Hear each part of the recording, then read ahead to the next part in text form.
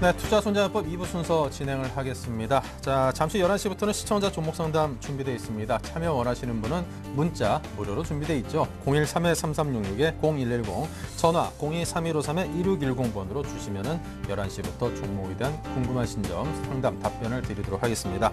자, 투자손자법 2부에서 준비한 내용들입니다.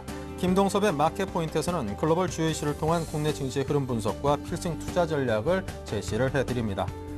자, 동상이몽 수급으로 보는 시장에서는 신한 PW의 압구정센터의 박재민 팀장과 함께 주체별 수급 상황, 투자 전략 함께 짭니다.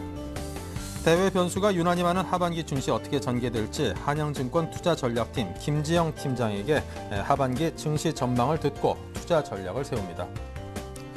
네, 이슈 정복하기 대성투자자문 안종호 주식운용팀장과 함께 카카오톡의 운영사 카카오가 발표한 연내 무료 인터넷 전화 서비스에 대해서 알아보고요. 한꺼번에 불어닥치고 있는 유럽발 악재들이 국내 증시에 미칠 영향력에 대해서 짚어봅니다. 이성규의 나비 효과, 이슈와 트렌드를 통해 알아보는 주식시장의 비밀스러운 흐름을 공개합니다. 네, 먼저 김동섭의 마켓포인트 솔로몬 투자증권의 김동섭 이사를 전화 연결합니다. 안녕하십니까? 네, 안녕하십니까? 네, 크레딧 스위스가 연방준비제도 이사회가 이 장단기 채권 교환 프로그램인 오퍼레이션 트위스트를 연장을 하고 또 모기지를 매입하는 그런 부양책을 쓸 것이라는 전망을 내놨습니다. 자, 그렇다면 과연 이러한 방법들이 이 3차 양적 완화의 대안으로 작용을 할 수 있을런지 먼저 그 질문을 드립니다. 일단 제가 보는 견해로는 그 크레딧 스위스가 정확하게 본 거라고 보고 있습니다. 왜냐하면 그 오퍼레이션 트위스트 외에는 대안이 없을 거라고 보는 게 미국에서 이제 돈을 풀어서 국채 매입을 한다 그러면 조건이 맞지 않습니다. 왜냐하면 국채 금리가 높아야 되는데 지금 최저점으로 가고 있는 상황이기 때문에 돈을 풀어서 국채를 매입해서 시장을 안정시킨다. 이거는 아니라고 판단하고 있고요. 오히려 오퍼레이션 트위스트를 통해서 모기지 매입을 시행하는 것이 더 정확하다라고 판단하고 있습니다. 특히 이달 말에 오퍼레이션 트위스트가 종료가 되기 때문에 이거에 대한 연장 방안이 나올 확률이 굉장히 크다고 보고 있고요. 그게 맞다 그러면은 결국 오퍼레이션 트위스트를 연장하면서 3차 양적 완화의 효과를 끌어올리는 그런 상황이 되지 않겠느냐라고 보고 있습니다. 특히 미국이 고용에서 굉장히 좀 안 잡혀 나왔죠. 6만 6천 명 증가로 나왔는데 시장에서 한 15명 정도 예상을 했죠. 실제로 취업자, 그러니까 실업이 한 8.2% 정도 되고 있기 때문에 적어도 시장에서는 6%대까지 내려와야지 안정이라고 보고 있습니다. 근데 계속해서 개선되는 모습을 보였기 때문에 시장에서는 양적 완화가 필요 없다라는 생각을 했었지만 지금은 양적 완화에 대한 부분이 오히려 대세를 이룰 수 있는 아주 중요한 구간이 돼 있고요. 또 가트먼이라는 분도 연준이 3차 양적 완화를 빠르면 이달에 발표할 것이다 라는 얘기가 있는데 7일날 그 벤버랭키 의장이 연설이 있습니다. 이때 아마 어떤 코멘트가 있을 것으로 예상이 되고 있고 그 다음에 6월 말 정도에 6월 17일날 있는 FOMC 회의에서 그 결과가 주목이 된다라고 보고 있습니다. 그렇다면 결국 3차 양적 완화를 하더라도 돈을 풀어서 채권, 국채를 사주는 그런 상황은 일어나지 않을 확률이 상당히 높고 오히려 모기지를 매입함으로 해서 부양책을 일으키는 그런 상황이 연출되는 게 맞지 않나 이렇게 판단하고 있습니다. 네. 크레딧 스위스의 이런 전망이 정확히 들어맞을 것이다라는 그런 쪽에 동조를 하셨습니다. 자, 메르켈 독일 총리의 대변인이 스페인 문제 해결에 있어서 유로 본도와 같은 경우 옵션이 가능하다고 밝혔습니다. 물론 뭐 조건부로 찬성을 했다는 이야기가 있는데요. 자, 이것이 의미하는 바에 대해서 우리 시청자 여러분께서 과연 시장에 어떤 영향을 미칠는지 또 이런 내용을 어떤 식으로 해석을 해야 되는지 상당히 궁금해 하시거든요. 지금 그 독일의 메르켈 총리가 계속해서 시장에서 요구하는 어떤 성장책에 대해서 반대를 했는데 입장 변화가 생긴다는 것 자체가 일단은 굉장한 호재라고 보고 있습니다. 시장에는 아직 반응을 그렇게 많이 주고 있지는 않지만 어쨌든 굉장한 사건이다라고 보고 있습니다. 왜냐하면 거의 한 1, 2년 동안 시장에서는 이걸 해야 한다 저걸 해야 한다 얘기가 많았는데도 불구하고 그때마다 반대를 했던 게 메르켈 총리였죠. 근데 여기서 재밌는 거는 메르켈 총리 대변인이 언급한 것 중에 유로본드를 옵션으로 둘 수 있다라는 얘기를 했습니다. 이거 이제 행간을 잘 읽어야 되는데요. 유로본드라는 것은 유로존에서 행할 수 있는 최후의 수단입니다. 근데 그걸 옵션으로 두겠다는 얘기는 그 외의 것에 대해서는 찬성한다라는 얘기하고 똑같은 거죠. 그게 무슨 말이냐면 얼마 전에 마리오 드라기 22총재가 언급한 중에서 은행 동맹에 대해서 언급을 했고 그 얘기는 은행 동맹이라는 것은 결국 이십의 역할론이 커진다는 얘기하고 똑같은 거고 그 다음에 지난번에 나온 것 중에 하나가 그리스가 탈퇴했을 경우에 유로존이 대응할 수 있는 것들 나온 것 중에 하나가 뭐냐면 은행의 자본확충입니다. ESM을 통해서 자본확충을 해준다든가 예금을 보여준다든가 이런 내용들이 한 4-5개가 나왔었습니다. 그럼 그 중에서 최후의 선택은 유로본드인데 유로본드를 옵션으로 두겠다는 얘기, 옵션으로 둘 수 있다는 얘기는 다른 거는 승낙할 수 있는데 그 부분은 좀 더 조건을 둬야 되겠다는 얘기하고 똑같은 얘기죠. 그 얘기는 독일에서 이번 유로존의 위기를 심각하게 받아들이고 있고 자기들은 제로금리 국채를 발행하고 있지만 스페인이 터지고 그것이 이탈리아로 번지게 되면 독일도 만만치 않은 상황에 걸릴 수 있다라는 것을 스스로 자인하는 상황이 된다. 그러면 결국에서는 우리가 예측할 수 있는 것은 조만간 시장에서 상승시킬 수 있는 모멘텀의 재료가 터질 것이다라는 것을 알려주고 있는 시그널이기 때문에 유로본드를 옵션으로 둘 수 있다는 얘기가 하나가 시장에는 굉장한 이슈가 될 수 있다라고 판단하고 있고요. 그 얘기는 그동안 독일에서 긴축만을 주장했지만 이제 성장 쪽으로도 방향을 선회할 것을 알려준다라고 생각한다면 이제 시장에서 악재로 제기됐던 그리스 문제라든가 스페인 문제는 수면 밑으로 갈 수 있는 부분이 상당히 크지 않느냐라고 판단하고 있고 향후 주가는 긍정적으로 흘러갈 것을 알려주는 시그널이다라고 판단하고 있습니다. 네, 시장에는 상당히 긍정적인 영향을 미칠 수 있을 것이다라는 전망을 주셨습니다. 자, 코스피가 반등세로 출발해서 지금 1800선 부근에서 움직이고 있습니다. 1792포인트로 지금은 살짝 1800선 아래를 하회하고 있는데요. 자, 오늘 장 투자 전략 제시해 주십시오. 어저께 갭하락을 떨어졌기 때문에 오늘 갭상승은 도움이 안 되죠. 오히려 오늘 올라갔던 부분 일부 반납하면서 오늘 갭상승이 생기는 부분을 메워주고 올라가는 게 좋습니다. 오늘 만약에 정말 시장이 독일에서 입장 변화를 시장에 반영하는 모습이 나온다면 최소한 1814포인트 안착해주는 게 가장 좋습니다. 그것은 우리가 일봉의 일목균형표상의 전환선 값이기 때문에 수급의 변화가 매도 쪽에서 다시 균형을 이루는 자리가 1814포인트가 됩니다. 결론적으로 말하면 오늘 오전의 상승은 약간 눌렀다가 가는 것이 가장 좋고 종가상으로는 1814포인트까지 올라가는지를 확인하셔야 됩니다. 그러나 기술적으로는 지금의 위치는 가장 좋은 위치다. 상승이 충분히 이루어질 수 있는 아주 중요한 자리라고 말씀드릴 수 있고요. 특히 전 세계 미국도 3차 양적완에 대한 기대 심리, 유로존도 그동안 독일에서 막았던 긴축만을 원했던 그리고 어떤 성장 정책에 대해서 반대했던 부분이 약간 입장 변화가 생기고 중국에서도 경기 둔화가 이루어짐으로 인해서 금리 인하 가능성이 열린다면 이제 시장에서 악재는 다 없어지고 새로운 재료인 호재 쪽에서 성장에 맞춰지는 경기 부양 쪽에서 재료가 출몰할 상황이라면 지금의 자리는 매수가 맞다고 판단하고 있고요. 특히 확실하게 주가가 빠른 시간에 올라가는 것을 확인해 보고 싶으면 전환선 값인 1814포인트를 안착하는지에 포인트를 맞추시고 시장 대응 전략을 짜시면 될 것으로 보입니다. 네, 지금까지 솔로몬 투자증권 김동섭 이사와 함께한 마켓 포인트였습니다. 감사합니다. 네, 감사합니다. 네, 자 계속해서 신한금융투자 PWM 압구정센터 박재민 PB팀장을 화상 연결합니다. 안녕하십니까? 네, 안녕하세요. 네, 먼저 양시장의 흐름 살펴주시고요. 주체별 수급 상황도 함께 정리해 주십시오. 네, 일단은 밤사이 뉴욕 증시 역시 이제 제조업 지수 결국 공장 주문 지표가 안 좋게 나오면서 혼조세로 마감을 했는데요. 유럽 같은 경우에는 독일에서 위기 극복을 위해서 마스터 플랜이라고 비상리에 지금 준비를 하고 있다, 이런 루머가 좀 돌았었고요. 그리고 오늘 아침 뉴스에서 독일에서 결국에 유로 본드를 좀 긍정적으로 검토를 하고 있다, 은행 연합까지 해가지고 그런 소식들이 오늘 좀 기대 심리로 작용을 하면서 뉴욕 증시가 혼조세임에도 불구하고 코스피 어제의 어떤 폭락을 지금 반등시키는 자율 반등이 좀 나온다, 이렇게 보시는 게 맞겠습니다. 솔직히 수급상은 안 좋은데 자율 반등 정도 나오는 수준이다, 이렇게 보시고요. 어제보다 10포인트 정도 올랐습니다. 1794포인트고요. 아침에 잠깐 1800을 회복하는 모습 보였으나 금일은 시가총액 상위 종목에서 삼성전자, 현대차, 기아차가 지금 거의 약보합, 보합세까지 밀리면서 시가총액 상위 종목들로 인해 가지고 다른 업종은 오르지만 역시 지수의 어떤 상승에 걸림돌이 되는 모습을 좀 보이고 있습니다. 있습니다. 코스닥 같은 경우에는 코스피보다 많이 상승한 한 1%대 상승한 4.54포인트 오른 450선을 기록을 하고 있고요. 코스피 업종 통신업종만 지금 하락하는 모습 보이고 있습니다. 전 업종이 상승하고 있고요. 주체별 수급 상황까지 좀 자세히 살펴보면요. 외국인이 금일 499억 지금 현물 시장에서 팔고 있습니다. 그 499억 중에 전기전자 업종 300억 팔고 있는데 아무래도 JP모건 창구 통해 가지고 삼성전자를 좀 많이 파는 모습 보이고 있고요. 운수장비 업종도 20억 정도 팔고 있습니다. 그 반면에 유통업, 전기가스업, 건설업 오히려 외국인은 오늘 떨어지는 그런 경기 방어주들 그런 쪽에 좀 매기가 잡히는 모습이고요.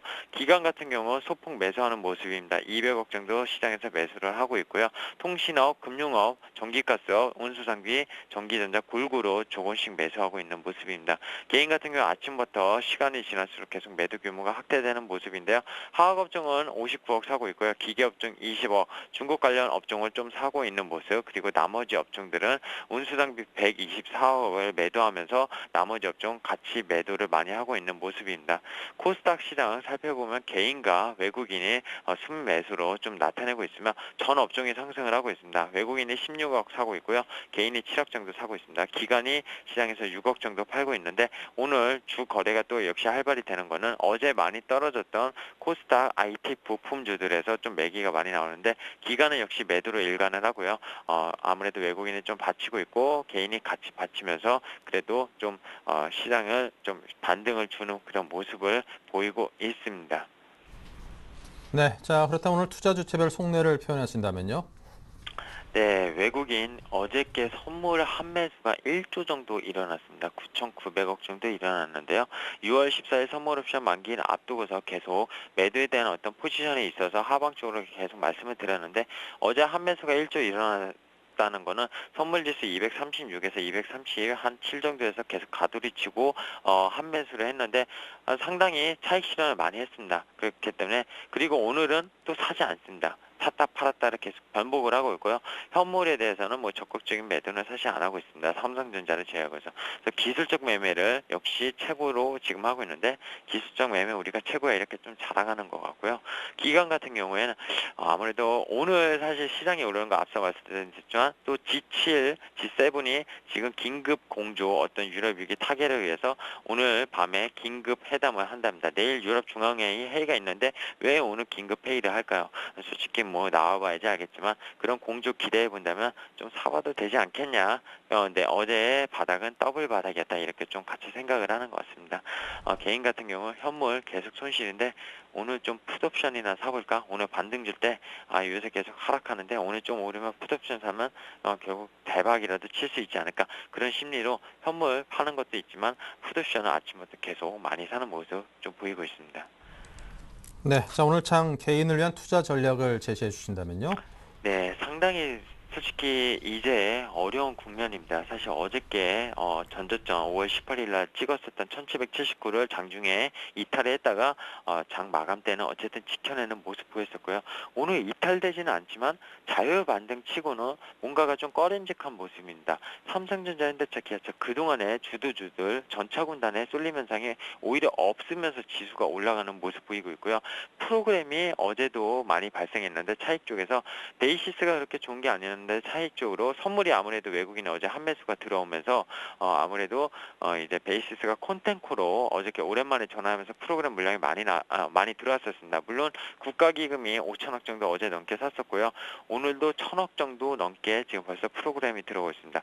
뭔가 찜찜합니다. 왜냐면은 기간은 매수를 소폭하지만 프로그램으로 들어온다는 건 언제든지 만약에 백어데이션을 다시 돌린다면은 만기 전에 분명하게 프로그램 매물 폭탄이 될 수 있는 그런 시그널이 될 수 있기 때문에 솔직히 여기서 바닥을 논하기에는 좀 너무 큰 지금 수급적으로 변수도 있고 오늘 내일 결국에는 유럽에서 큰 변수들이 기다리고 있기 때문에 상당히 방향성을 읽기가 힘들다 이렇게 좀 말씀을 드리고 싶고요.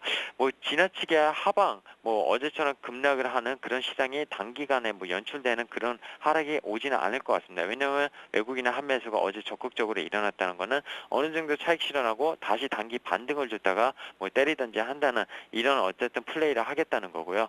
아무래도 오늘 G7 재무장관 회의 긴급 회동 결국 독일에서 마스터 플랜이라고 어떤 그리고 유럽분도 적극적인 검토를 하고 있다. 이런 내용들이 좀 나오지 않을까 생각은 하는데 솔직히 계속 작년 유럽 때랑 좀 다르다는 게 불협화음이 일어나고 있다는 겁니다. 그리스도 그렇고 프랑스도 그렇고 결국에는 어떤 그 정치적인 노선이 작년에 비해 많이 바뀌었기 때문에 어떤 작년에 메르코지라고 하는 독일의 메르켈과 프랑스의 사르코지 그런 연합이 지금은 사실 어렵다. 그렇기 때문에 오늘 회의도 사실 기대감이 많이 일어나는데 만약에 안 좋게 일어나고 내일 우리나라 휴일이지만 유럽중앙회의에서 어떤 금리 인하나 어떤 그리고 LTR라는 3차 LTR 정책 이런 것들이 없었으면 그 기대감이 실망감으로 다시 좀 많이 빠질 수 있는 그런 구간임에도 분명히 좀 체크를 하셔야 되고요. 외국인 매도 강도 오늘은 좀 약해졌습니다. 이 매도 강도도 계속 지속적으로 체크하시고요. 솔직히 바닥권에서 지금 분할 매수하라 뭐 이런 말들도 많은데 오히려 계속 말씀드리지만 확실하게 변수 체크 후에 좀 늦게 사더라도 그게 더 안전적인 투자 전략이 맞다고 일단 판단을 하고 있습니다. 네, 자 지금까지 박재민 PB팀장과 함께했습니다. 오늘 도움 말씀 감사합니다. 네, 감사합니다.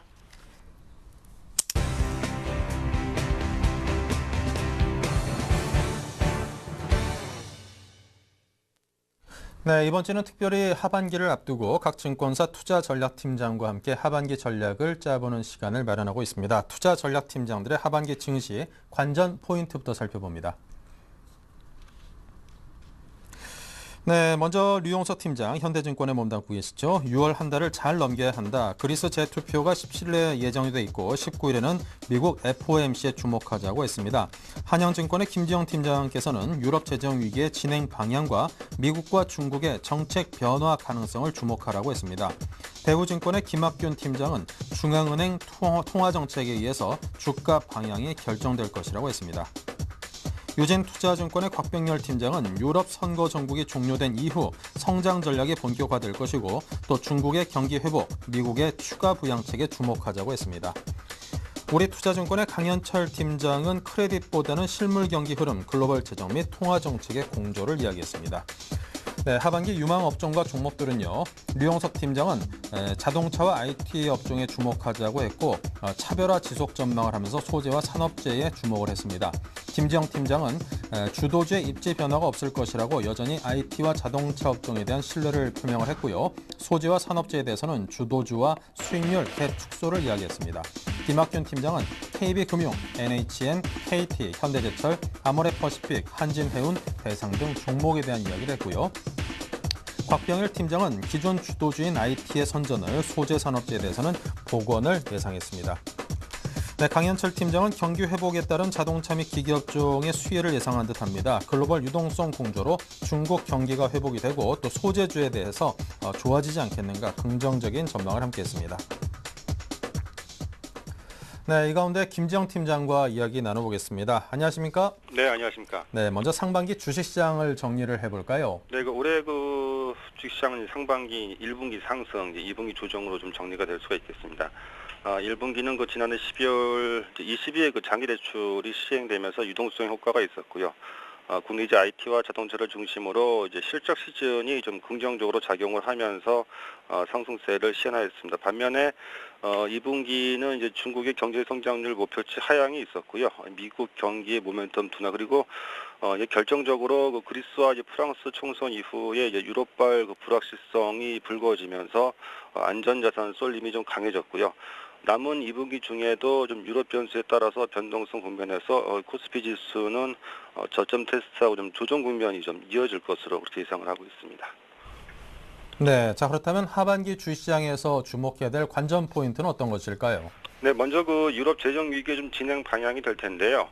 6월 중순까지는 좀 그리스와 프랑스 총선 전국이 좀 금융시장에 좀 부정적 요인으로 작용할 것으로 보고 있습니다. 하지만 그리스 선거가 마무리되고 나면은 좀 EU 차원에서 정책 대응이 좀 더 좀 구체화될 것으로 보고 있는데요. 그리스의 유로존 이탈은 지금 EU라든가 그리스 모두에게 좀 치명적인 선택일 수밖에 없습니다. 그리스가 디폴트는 강한 전염성이 있기 때문에 좀 글로벌 신용 위기로 확대될 위험성이 매우 높고요.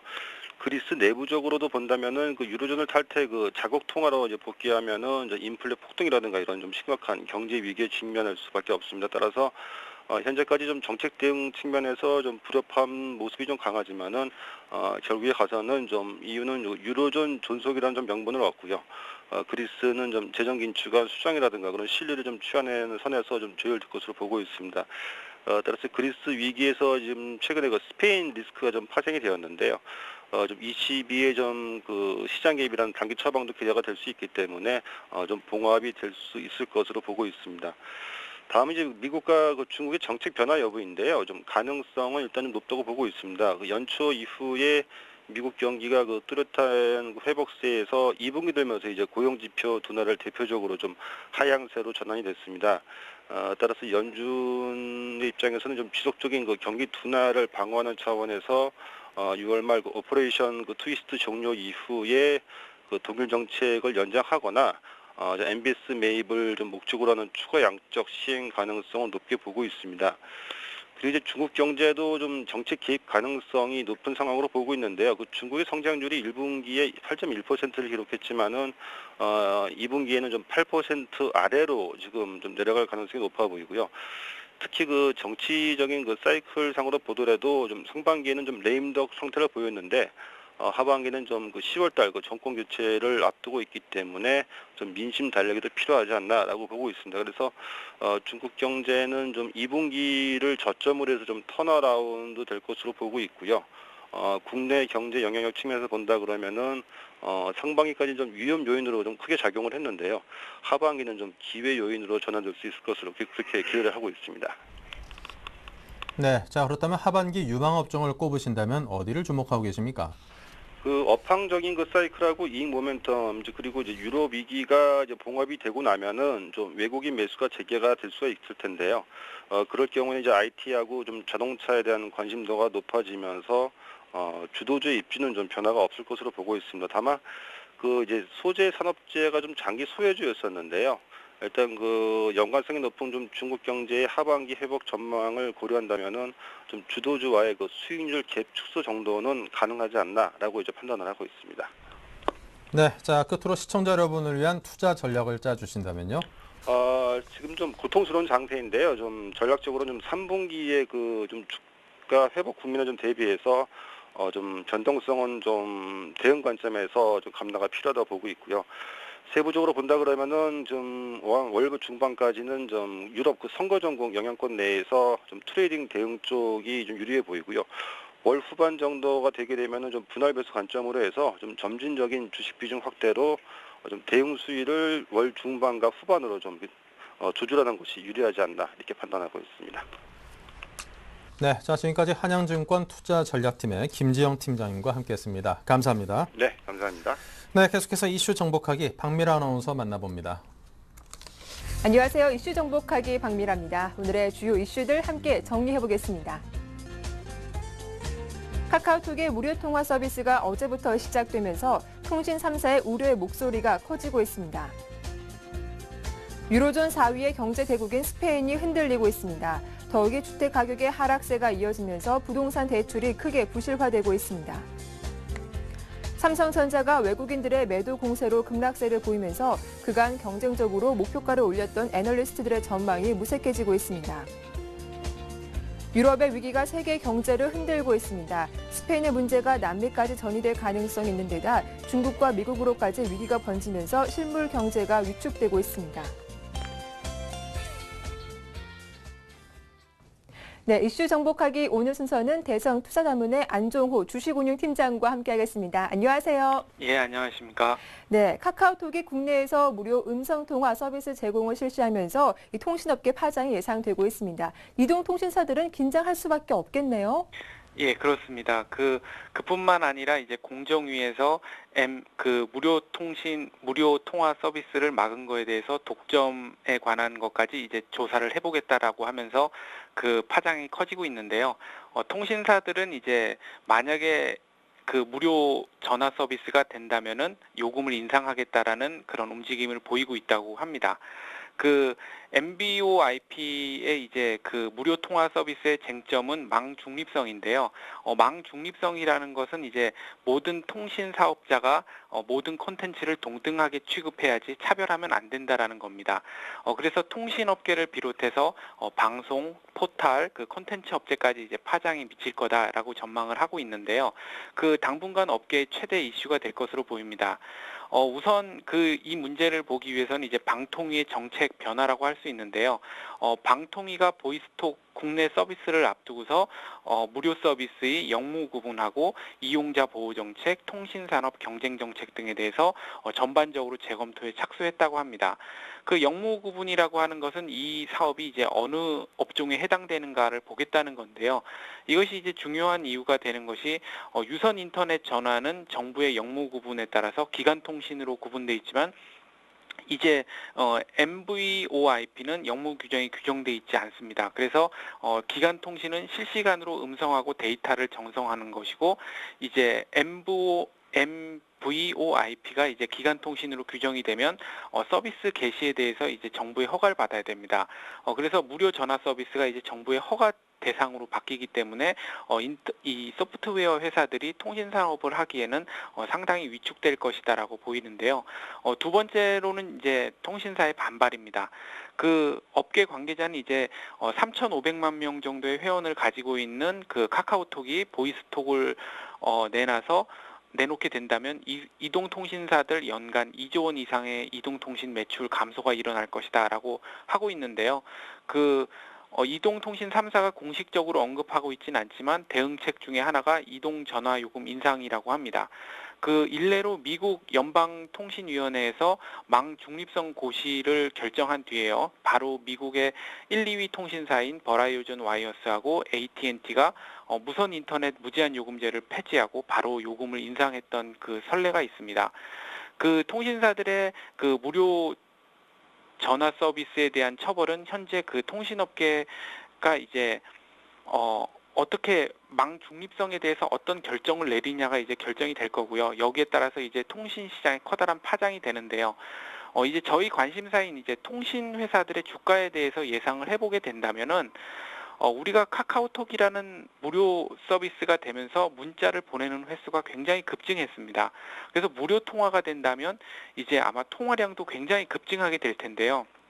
그런데 이제 아시다시피 카카오톡 회사는 현재 적자 상태입니다. 그래서 무료 통화가 된다면은 그 무료 문자 서비스와는 비교가 되지 않은 엄청난 데이터가 나올 텐데 과연 그것을 해낼 수 있을까 하는 의구심이 들고요. 기존에 이제 다음이나 네이버 이런 업체들도 무료 통화 서비스를 냈었고요. 애플에서는 심지어 페이스타임이라고 이제 기기에 아예 그 무료 영상 통화를 장착했었지만 현재 그렇게 많이 쓰이고 있는 것 같지는 않습니다. 그래서 이제 오히려 이번 정부의 정책 결정이 통신사들의 요금 인상의 어떤 빌미가 되지 않을까 하는 생각도 듭니다.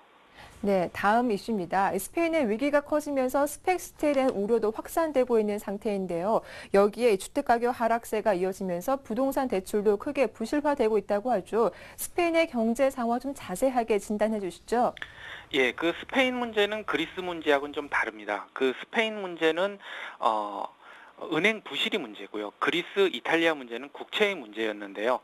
스페인 은행들은 이제 그 주택 가격의 하락세가 2007년 이후 계속되면서 이제 부동산 대출이 크게 부실화됐습니다. 그래서 한 경제연구소에 따르면은 부동산 대출 3,300억 유로 중에 54% 정도인 1,800억 유로 정도 대출이 회수 불가능한 것으로 추정된다라고 하는데요. 그리스의 경우에는 부채 규모가 너무 커서 그 상환할 능력이 문제가 되고 있는데 반해서 지금 스페인은 상환되는 능력을 의심받기보다는 유동성에 대한 어떤 문제가 시달리고 있는 것으로 보입니다. 그 스페인 정부 부채 비율은 이제 2011년 말 68.5%이기 때문에 지금 유로존 내에서는 상당히 양호한 편이고요. 은행 부실 처리에 이제 막대한 재정이 소요되면서 일시적으로 이제 자금 조달에 어려움을 겪고 있는 셈입니다. 하지만 마이너스 성장세가 계속되고 이제 고금리가 고착화된다면 유동성 문제가 머지않아서 이제 부채 상환 능력까지 의심받는 단계로 올라가는 거 아니냐라는 우려가 있는 거고요. 그 해결책으로는 이제 ECB의 도움이 있어야 될 것 같고요. ECB가 이제 스페인 국채 매입을 통해서 국채 금리를 낮추게 된다면 스페인 정부도 은행권을 직접적으로 지원해 줄 수 있는 여력이 상당히 많이 생길 수 있다라고 시장에서는 보고 있습니다. 그래서 그 가장 중요한 것은 이제 7월 출범을 앞두고 있는 유럽 안정화 기구라고 불리는 이제 ESM의 기금인데요. 그 유럽 문제를 생각해 볼 때 정책 하나 이제 결정하는데 합의가 되네 안 되네 하면서 얼마나 많은 이제 그 합의를 위한 과정 속에서 노이즈가 발생할 것인가 하는 것이 이제 시장 참여자들의 이제 우려인데요. 오늘 이제 메르켈 총리가 유로에 좀 더 강력한 이제 중앙 기구가 설립이 된다면 유로 본드나 금융 동맹에 이제 찬성하겠다라고 하는 것은 이제 시사하는 바가 크다고 생각을 하고요. 유럽 정치인들은 이제 시장에서 원하는 것처럼 좀 더 포괄적이고 공격적인 어떤 그 리스크를 해소하는 대책을 내놓으면 좋겠고, 오히려 이런 스페인 문제를 해결해 나가는 과정에서 ESM의 어떤 역할이나 방어벽이 더욱 두꺼워진다면은 향후 피그스 국가들이 이제 계속해서 문제가 되는 것에 대해서도 차후적으로 이제 문제 해결에 좋은 선례가 될 것이라고 생각을 합니다.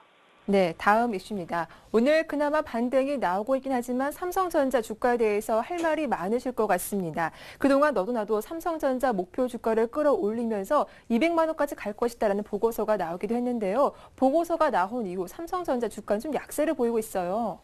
예, 삼성전자 주가가 이제 200만 원을 이제 목표 주가로 나온 그 리포트가 있었고, 증권사에서는 대부분 이제 170만 원이나 150만 원 정도까지 이제 목표가를 두고 있었는데요.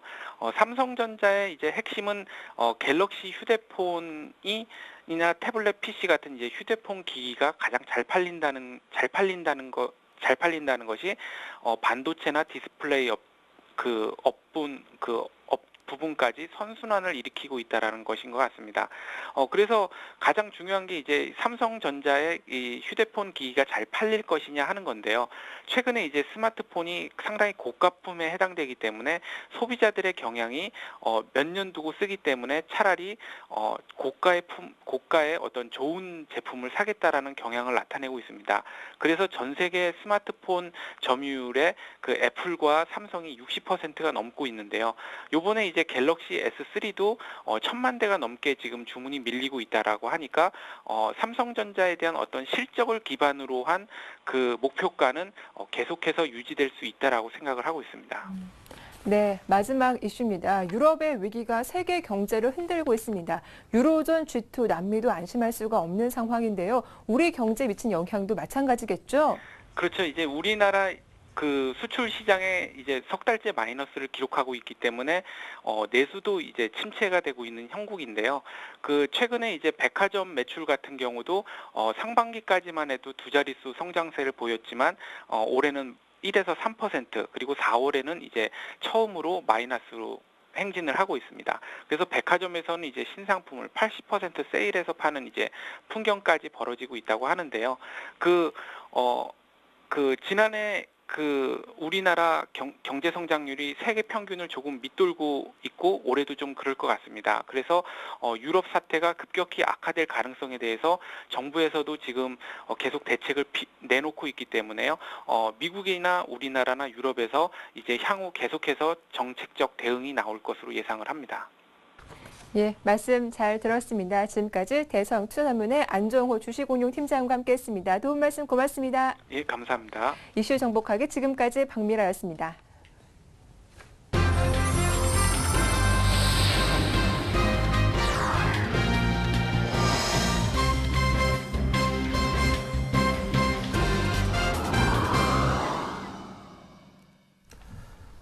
네, 중국 증시를 살펴보겠습니다. 리딩투자증권 우성재 팀장입니다. 안녕하십니까? 예, 안녕하세요. 네, 설명 부탁드립니다. 예, 지금 오늘 중국 본토 증시 또한 좋은 모습을 보이고 있습니다. 0.53% 상승한 2,320점, 59포인트대 장 움직임 보이고 있는데요. 전일 2.7% 급락하는 모습 보이면서 2,300선에서 겨우 지지받는 모습을 보였습니다. 오늘 같은 경우 아시아 증시의 동반 강세 속에서 상승 흐름세 나타내고 있는 상황인데요. 하지만 그 힘이 크지 않은 모습을 보이고 있는 만큼 중국 증시 또한 시장에서의 불안감은 많이 확대되고 있다고 보시면 좋을 것 같습니다. 지금 중국의 올해 소비자 물가 지수가 3.4%대를 전망한다라는 발전개발위원회의 언급들이 나오고 있는데요.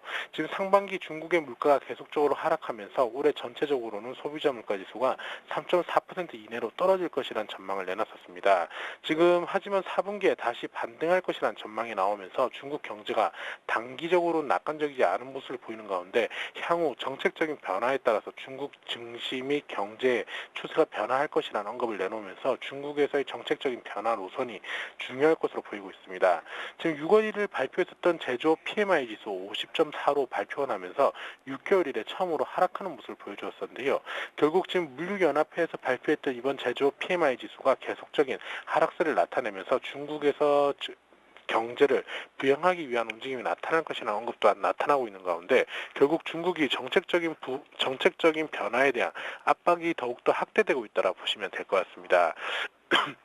지금 이와 함께 사회보장기금에서 A주에 대한 투자를 증가시키는 모습을 보이고 있는데요. 지금 증시가 계속적인 하락 기조로 이끌고 있는 가운데 증시를 떠받치기 위한 중국 자금들이 꾸준히 유입되고 있는 만큼 중국 증시가 큰 급락으로 이어지지 않을 것이라는 전망 또한 나타나고 있는 가운데 중국 본토 증시의 움직임을 좀 더 지켜보시는 게 중요할 것 같습니다. 지금 중국의 올해 경제 성장률이 7.7%로 하락할 것이라는 JP모건의 언급들이 나오면서 시장에서의 부담감은 더욱더 확대되고 있는 모습을 보이고 있습니다. 결국 중국 본토 증시, 중국의 정책적인 변화가 일어나지 않을 경우에 계속적인 추세 하락으로 이어져 나갈 확률이 높아지고 있는 만큼 중국 증시가 상승 기조를 이끌기 위해서는 정책적인 변화가 필요할 것으로 보이고 있는데요. 결국 중국의 하락 기조를 막기 위한 움직임이 나타나기 위해선 정책적인 변화들 나타나야 되는 만큼 이런 부분들이 언제쯤 해결될 수 있을지 여부 확인하시면서 접근하셔야 될 것 같습니다. 네, 자 지금까지 리딩투자증권 우성재 팀장과 함께했습니다. 감사합니다. 네, 고맙습니다.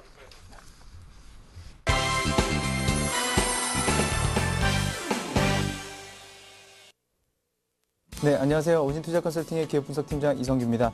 최근 증시 아직까지도 좀 어려운 모습들 보이고 있는데요. 여러분들에게 그 해결책을 찾기 위해서 우리가 준비한 시간이죠. 지금 나비효과 시간입니다. 오늘 같은 경우는 이제 많은 분들이 어려움을 겪으시는 가운데 어떻게 하면 좋은 기업을 찾을 수 있는지 그런 부분들에 대해서 좀 설명을 드리고 세계 경제 동향에 대해서 간단하게 또 설명을 드리도록 하겠습니다. 일단 오늘 이번 강의 주제는 연속성과 진화라는 그런 주제로 좀 준비를 해봤습니다. 그래서 잠깐 PPT를 보면서 이제 설명을 드리게 되면 지금 화면에 나오는 97%라는 것이 있습니다. 이 97%라는 것이 뭐냐면 우리가 그 2000년대 초반이죠. IT 버블 당시에 펀드의 손실률이 바로 이 정도였습니다. 97% 급락을 하고 결국은 자산은 한 3% 정도 남았던 시기가 있었는데요. 그만큼 무분별하게 어떤 기업에 대해서 매수를 했을 경우는 이 정도의 손실을 또 이렇게 볼 수가 있다라는 것입니다. 그래서 여러분들이 기업을 선택함에 있어서 상당히 좀 신중을 기하시라는 관점에서 그렇게 좀 말씀을 드리는 거고요. 그리고 또 하나의 97%가 있습니다. 이것은 뭐냐면 우리가 그렇죠. 투자 시장에서 많은 사람들이 그러니까 장기적으로는 분명히 수익을 보는 사람들은 장기적으로 수익을 보는 사람들은 되게 소수입니다. 하지만 단기적으로 보는 사람들은 많죠. 하지만 그렇게 장기적으로 봤을 때는 한 97%가량은 손실을 보고 투자 시장에서 떠나게 됩니다. 그렇게 봤을 때 역시나 그 기업에 우리가 기업을 선택함이 얼마나 중요한 것인지 절실히 느낄 수 있겠죠. 그러니까 이런 97%에 속하지 않기 위해서 여러분들은 어떤 기업들을 선택하셔야 되는지 그 부분들 또 말씀을 드리도록 하겠습니다. 지금 코카콜라의 상표가 지금 나와 있는데요. 이 코카콜라 하면 가장 먼저 떠오르는 투자자는 바로 워렌 버핏입니다.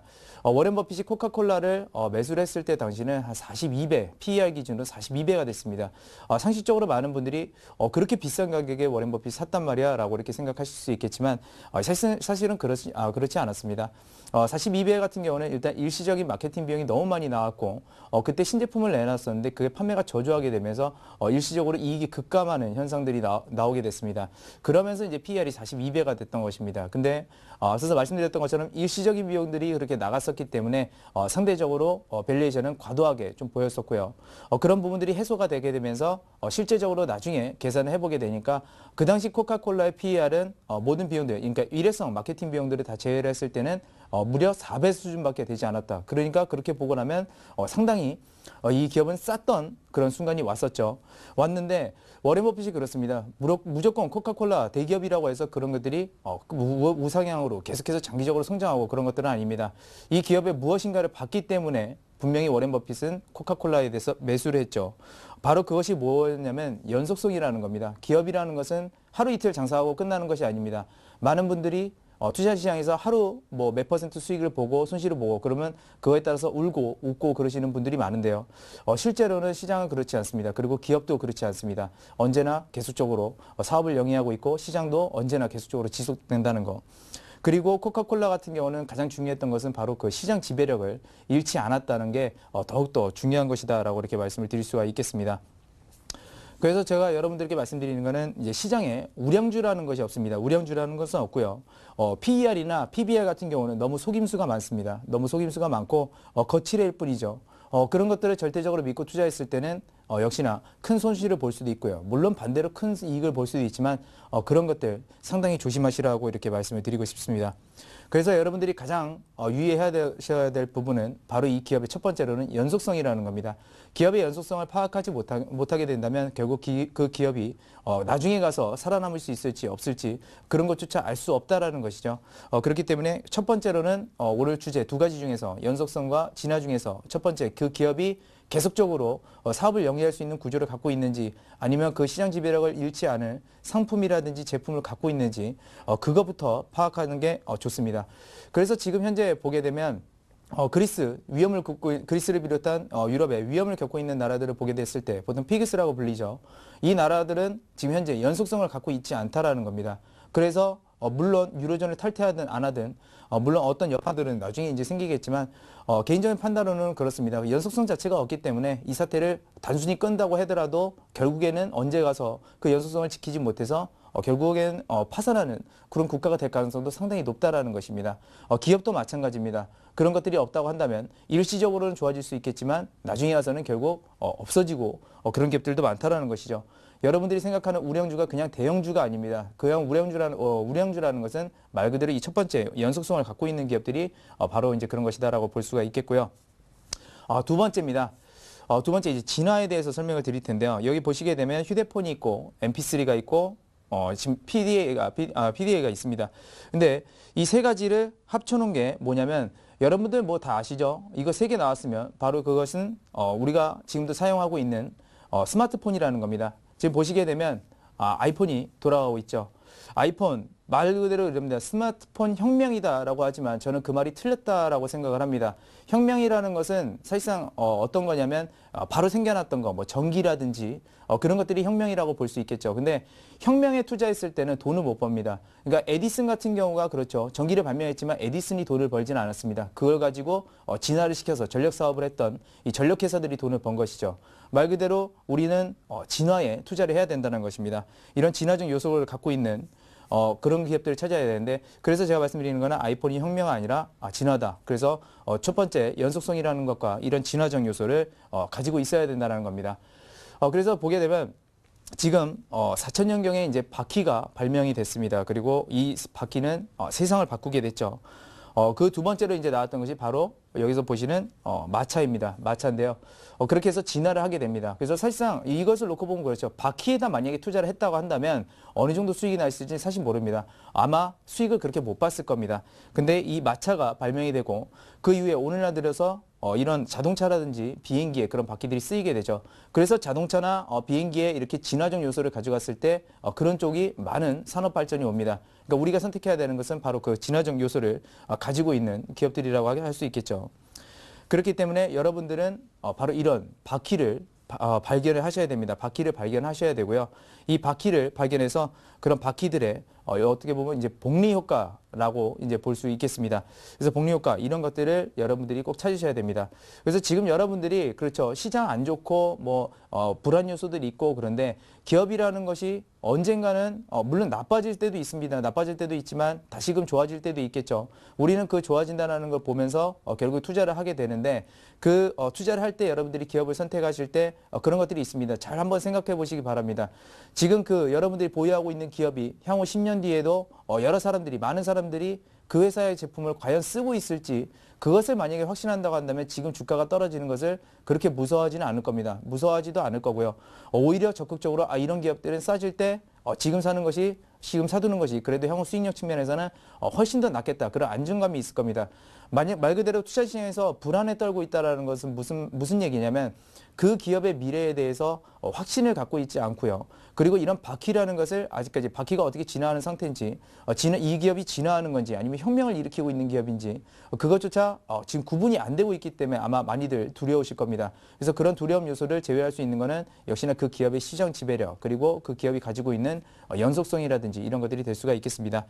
그래서 대표적으로 또 이제 유럽하고 미국하고 이렇게 한국 경제 이렇게 한번 말씀을 드리자면 유럽 같은 경우에 보시게 되면 지금 그래도 잘 살아남고 있는 기업들은 나라들은 어느 나라들이냐면 자동차가 있는 나라들입니다. 그러니까 자동차라는 거는 원래 군수 산업 쪽에서 이렇게 같이 동반 성장을 해왔죠. 대표적으로 그렇습니다. 독일, 뭐 BMW나 벤츠 같은 유명 회사들이 있죠.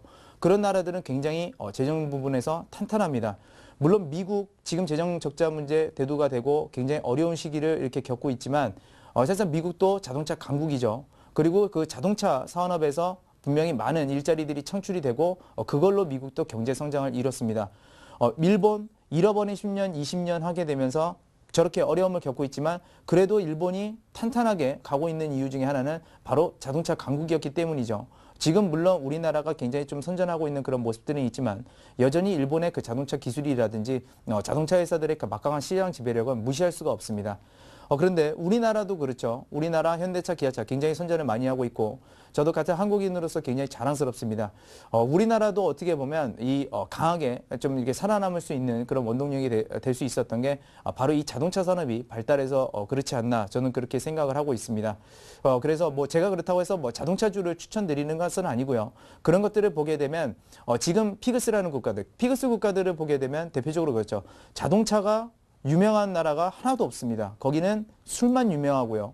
술을 먹고 과거에는 저번 시간에도 제가 말씀드렸지만 술 먹고 농사가 안 되다 보니까 다른 나라들을 옛날부터 많이 침략을 했습니다. 아프리카나 그 아메리카 이런 데 많이 침략해서 식민지 지배를 했던 그런 나라들이 대부분이죠. 피그스라는 국가들이. 근데 그런 나라들이 지금에 와서 먹을 게 없다고 해서 어느 나라를 쳐들어갈 수도 없는 겁니다.